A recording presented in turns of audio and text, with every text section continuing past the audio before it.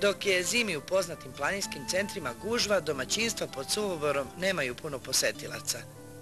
A zima je Leušićima priredila pravu idilu.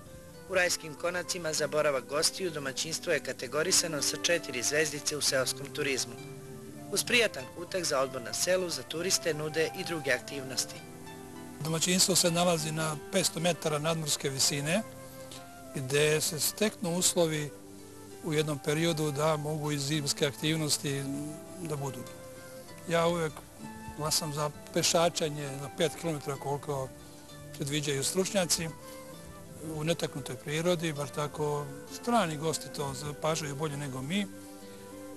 A inače, bez ski staza posebnih se može tu i sankati, i skijati, malo pešačiti.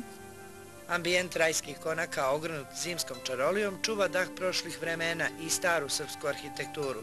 Čini se da ipak stranci u većoj meri žele da osete tradiciju starog, ali i modernog srpskog domaćinstva. Ništa nema lepše kada vidite, kada im prepustite domaćinstvo, da se oni organizuju, a vi ih potpomažete. Nađete im mlečne proizvode, nađete im se, onda je to mnogo lakše, a funkcioniše jako dobro. Da šanse za ugodan boravak stranih turista u srpskim selima zaista i postoje, uverio se ambasador Poljske prilikom posete Leušićima. Rzadko można doświadczyć. Retko se to može vidjeti u drugim zemljama Evrope i sveta. Nema ove srdačnosti i bliskosti kao što se to osjeća u Srbiji. Osim ljudi velikog srca i predeli su predivni, tihi i pitomi.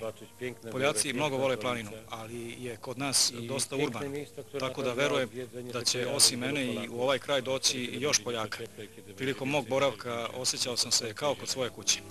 Odmor na selu kao kod svoje kuće upravo je ono što Rajski Konaci nude svojim gostima iz čitavog sveta. Gostima koji vremenom postanu prijatelji i uvek se Leušićima i Jeftovićima vraćaju.